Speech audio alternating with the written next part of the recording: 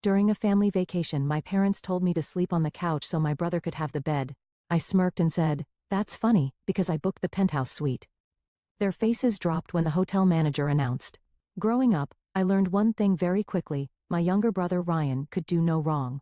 He was the golden child, the one my parents adored, the one who got everything handed to him while I was treated like an afterthought. Birthdays? His were full of expensive gifts, elaborate parties, and a cake big enough to feed the whole neighborhood. Mine? A grocery store cake and a half-hearted happy birthday kid. College? My parents pulled every string, used every connection, and threw money at his education like it was their life's mission. Me? I had to work part-time jobs and take out loans just to make it through. It was always Ryan first, me second. If he wanted something, he got it. If I wanted something, I had to fight for scraps. I spent years biting my tongue, swallowing my pride, and accepting my place as the less important child. But this trip? This was the moment I decided I was done playing along. It was supposed to be a family vacation to New York City. My parents were the ones who planned it, which meant, of course, that Ryan's needs came first. He got to choose the activities, the restaurants, everything. I was barely even consulted. And honestly, I wouldn't have even gone if I hadn't overheard my parents talking one night. "We don't have enough to book the suite," my mom had said. "Then we'll just put him on the couch," my dad replied, not even bothering to say my name. "Ryan needs a proper bed." That was the moment something inside me snapped. I was 27 years old. I had a steady job, a good income, and for the first time in my life, I had the power to change the narrative. So I did. The day of the trip, we all arrived at the hotel. It was a stunning 5-star place right in the heart of Manhattan. The kind of place my parents would never have booked if it weren't for Ryan's high standards. As we stood at the check-in counter, my mother casually handed her credit card to the receptionist and said, "We have a reservation under Taylor." The receptionist typed for a moment, then frowned. "I don't see a reservation under that name." My mother's smile faltered. "That's impossible. I booked the executive suite weeks ago." The receptionist shook her head. "I'm sorry, but we don't have any reservations under your name." I leaned forward, smirking. "That's because I made the reservation." My dad's head snapped toward me. "What?" I pulled out my phone and turned the screen toward them, showing the confirmation email. "Yeah, see, after I overheard you guys deciding that I was going to be sleeping on a couch like some unwanted guest, I figured I'd handle the booking myself." Silence. Then the receptionist smiled. "Ah, yes. We do have a reservation under your name, sir, and you're in the penthouse suite." My mother's jaw dropped. My dad just blinked, like he couldn't process the words. "And Ryan?" "Oh," Ryan looked pissed. The penthouse?" my mom stammered. I nodded. "Yeah, turns out I actually make good money, and I figured if I was going on this trip I might as well be comfortable." The receptionist continued. "The penthouse suite comes with a master bedroom, a secondary bedroom, a full living area, and a private terrace with a view of Central Park." My parents turned to look at each other, then at me, then at Ryan, who looked like he was about to throw a full-blown tantrum. "You're joking," my dad finally said. I crossed my arms. "Nope. And since I booked the room, I get the master. You guys can figure out where you want to sleep." Ryan scowled. "You can't be serious." "Oh, I'm very serious," I said, enjoying this way too much. My mom tried to regain control. "Okay, well, we'll just put an extra bed in the master and Ryan can," I laughed. "Oh, that's cute." "No. No one is sharing my bed. You guys can take the secondary bedroom and pull out the couch if you want, but the king-sized master? That's all mine." The realization settled in. For the first time in my life, I held the power. I made the decisions, and they couldn't do a damn thing about it. But this was only the beginning. For the first time in my life, I was in control. My parents and Ryan stood there frozen, as the reality sank in. I wasn't the pushover they were used to. I let the moment stretch. Let them sit in their shock. Then I grabbed my room key off the counter, smiled at the receptionist and said, "Thanks. I'll head up now." I walked off, not waiting for them. Not asking if they needed help. And damn, it felt good. The penthouse suite was everything. Floor-to-ceiling windows with a view of Central Park. A massive living space. A full dining area. And the bedroom? Glorious. King-sized bed, plush pillows, a bathroom bigger than some apartments. I dropped my bag, kicked off my shoes and sprawled across the bed, stretching out like I owned the world. Then came the knock, sharp, impatient. I already knew who it was. I took my time answering. When I finally opened the door, Ryan stormed in first, my parents right behind him. "You can't do this," Ryan snapped, like a child who just had his favorite toy taken away. I leaned against the wall, arms crossed. Do what? Take the best room, my mom said, looking personally offended. You know Ryan has trouble sleeping in small beds. I stared at her. That sounds like a Ryan problem. My dad huffed. We're a family. We should be staying together. Oh, now we're a family? I let out a dry laugh. Funny, I don't remember you guys worrying about that when you decided I'd be sleeping on the couch. Silence. Then Ryan scoffed. Whatever, just switch rooms with me. I raised an eyebrow. Are you hearing yourself? Come on, it's not a big deal, my dad said, stepping in. You don't even care about stuff like this. I pushed off the wall and took a slow step toward him. You're right. I used to not care, because caring didn't matter. Because no matter what I did, Ryan always came first. I looked between them. But guess what? I booked the room. I paid for it. And I do care now. Ryan glared at me. Stop acting like some big shot, you're just being petty. I laughed again. Oh, you have no idea how petty I can be. My mother sighed, rubbing her temples. So where are we supposed to sleep? I shrugged. There's a second bedroom. It only has one bed, my dad pointed out. I smirked. Yeah, crazy how that works. Ryan clenched his fists. I'm not sleeping on a couch. I shrugged again. Not my problem. They left in a fury. I could hear them whisper arguing down the hall as they dragged their luggage toward the smaller room. I enjoyed a long, hot shower in my luxurious bathroom, threw on a robe and ordered room service. Filet mignon, wine, dessert. I stretched out on the private terrace, taking in the view while my family stewed in their frustration. But I knew this wasn't over. Not with them, they wouldn't let this go. The next morning I woke up feeling like a king slept like a baby in that bed. No guilt, no regrets. Then I checked my phone. Missed calls, texts. One from my mom, we need to talk. Meet us downstairs for breakfast. I sighed. Of course. Fine. Let's see what they're plotting. When I got to the hotel restaurant, they were already seated, a full spread in front of them. Pastries, fruit, eggs, the works. Morning, I said, sitting down. My dad cleared his throat. Look, let's just cut to it. I raised an eyebrow. Go on, Mom leaned forward. We think it would be best if we rebooked a larger suite. Something that works for everyone. There it was, the manipulation. You mean, something that works for Ryan? I said flatly. She ignored that. If we pool our money, we can upgrade. I sipped my coffee. How much are you putting in? Silence. Then my dad sighed. We were hoping you'd cover it. I nearly spit out my drink. I stared at them, then let out a sharp laugh. You cannot be serious. Ryan shifted uncomfortably. It's not a big deal. You already spent money on the penthouse exactly. My money. My choice. I leaned back. If you guys want a bigger suite, you pay for it. Dad rubbed his temples. Why are you being so difficult? Why are you acting like I owe you anything? I shot back. You had no problem shoving me onto a couch to make Ryan comfortable. But the second the tables turn, it's suddenly unfair? Ryan rolled his eyes. You're making such a big deal out of this. I turned to him, my voice deadly calm. And you have spent your whole life getting whatever you want. So yeah. Maybe it's about time you learned what it feels like to be second place. Silence. Ryan pushed his plate away and stood up. Whatever. I'm not doing this. Mom sighed dramatically. I just don't understand why you're being so selfish. I let out a short laugh. Selfish? I stood up, tossing my napkin onto the table. You raised me to be the one who always compromised. Who always made room for Ryan. Who always gave up what I wanted. I shook my head. Not anymore.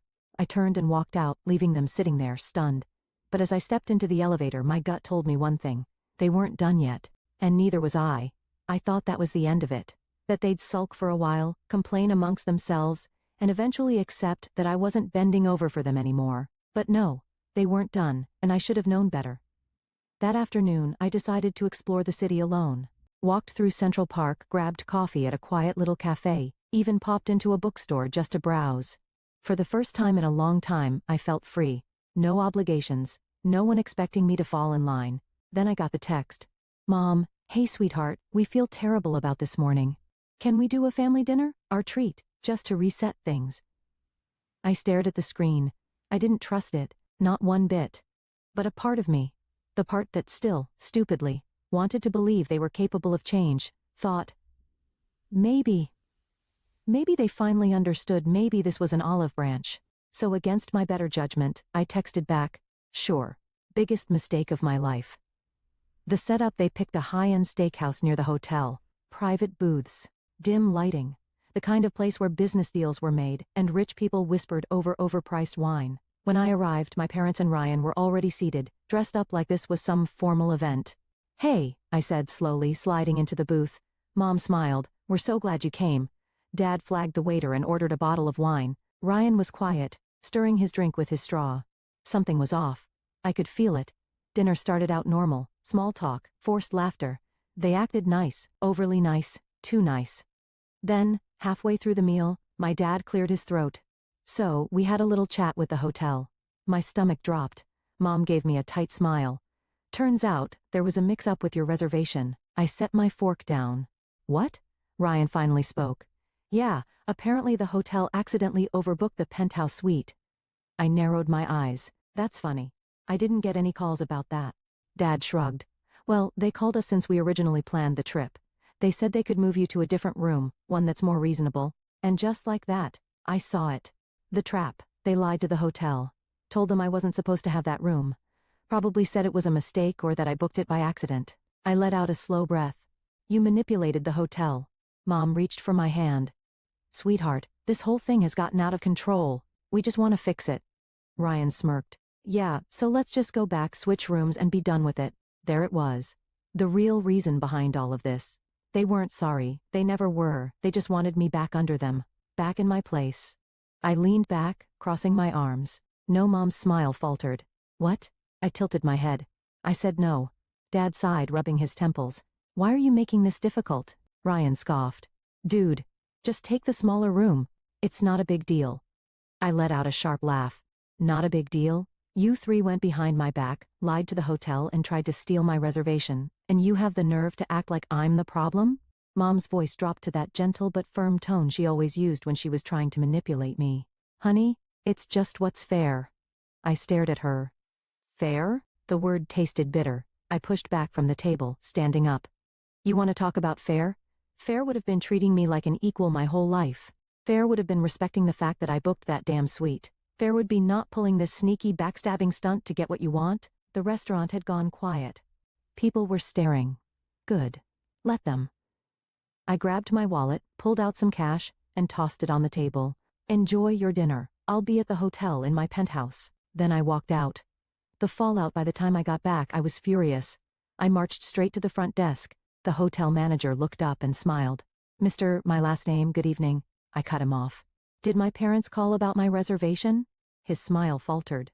"I know they did," I said, voice sharp. "I want to know exactly what they told you." He hesitated, then sighed. They claimed you booked the suite by mistake. That you were supposed to be in a standard room, and they were handling the correction for you." I clenched my jaw. "And you believed them?" "Well, they seemed very sure, and," I pulled up my email. "Here's my reservation, my payment confirmation, my name on the account. I booked this room myself. My parents have no authority over my stay." His face paled. Oh, I echoed, deadpan. "So, here's what's going to happen. First, you're not changing my reservation. Second, you're flagging their account so they can't make any requests about my room again. Third," I leaned in, "if anyone tries to touch my reservation again, I will not only take my business elsewhere, but I'll make sure every review site knows how this hotel lets guests get screwed over by manipulative family members." His eyes widened. "Understood, sir. I'll take care of it immediately." Damn right he would. The final blow, I went upstairs, locked my suite door and poured myself a drink. Then my phone started blowing up. "Mom, why would you do that? We were just trying to help. Dad, that was completely unnecessary. You embarrassed us. Ryan, wow. You really just ruined the whole trip. Selfish." I stared at the messages. Then I blocked all three of them, sat back, and enjoyed my penthouse. The next morning, I woke up feeling fantastic. I stretched out in my king-sized bed, enjoying the sheer luxury of my suite, knowing my parents and Ryan were crammed into their tiny room, miserable. I checked my phone, still blocked, perfect, but I wasn't done. They thought they could play dirty? They thought they could manipulate me and get away with it? Oh, they had no idea who they were messing with. The final setup, I got dressed, grabbed my wallet, and went down to the concierge. "Good morning, mister, my last name," the concierge said, smiling. I smiled back. "I need a favor. Can you set up a spa day for me? Full treatment, massage, facial, the works. Oh, and can you charge it to my parents' room?" The concierge hesitated. I'd have to check if I slid a crisp $100 bill across the counter. She took it. Of course, sir. After my fully paid spa treatment, thanks Mom and Dad, I went to the hotel's luxury store and picked out a few souvenirs. A designer watch. A ridiculously overpriced leather wallet. A silk tie I didn't need, all charged to their room. It was time for them to feel what it was like to be taken advantage of. The cherry on top that evening, I called the front desk. Hi, I'd like to order a special romantic dinner set up for my parents in their room. The receptionist brightened. That sounds lovely. We can do candles, champagne, rose petals, perfect. And can you make it for 2? She hesitated. Only 2? I grinned. Yes, 2. My brother doesn't need to be included. She paused, then giggled. Understood. An hour later I got a text from my mom. Mom, why is there a romantic dinner in our room? Where's Ryan's meal? I sipped my wine, smirking. Oh, sorry. I thought since you always put Ryan first, you'd enjoy some time alone with him. No response. Then, the hotel manager called. Mister, my last name, your parents are at the front desk demanding an explanation for the charges on their room. I grinned. Tell them I hope they enjoy their treats. Oh, and make sure they can't reverse the charges. After all, they told you they were handling my room situation, right? Silence. Then, the manager laughed. I'll take care of it, sir. The breaking point that night, I relaxed on my private terrace, enjoying the skyline view, when I heard a furious knock at my door. I knew who it was. I took my time answering. When I finally opened the door, my parents stood there, livid. Ryan hovered behind them, sulking. What the hell do you think you're doing? My dad snapped. I leaned against the doorframe. Oh, I'm just treating you guys the way you've treated me my whole life. My mom's face went red. You charged thousands of dollars to our room. I smirked. Oh, don't worry, you're handling it, right? My dad's fists clenched. This is childish. I shrugged. So was lying to the hotel and trying to steal my room. So was always putting Ryan first. I crossed my arms. Now, you know what it feels like, Ryan muttered. This is insane. I looked right at him. You think this is insane? Try being the kid who was always second place. Try watching your brother get handed everything while you're left with nothing. I took a slow breath. You guys built this mess. I'm just making sure you finally live in it. They stood there, speechless. Then I smiled, stepped back, and started closing the door. Enjoy your tiny room. Click, door locked. The aftermath: the next morning, my parents and Ryan left the hotel early. Didn't even say goodbye. I stayed my full trip, completely unbothered. When I checked out, the hotel manager grinned. Your parents looked very unhappy when they left. I smirked. Good. Then I handed him another tip for making sure my room was never touched. Final thought: my parents and Ryan haven't spoken to me in months. Best silence of my life. And the best part? I still have the designer watch I made them buy me. And every time I wear it, I smile. Because for the first time ever, I won.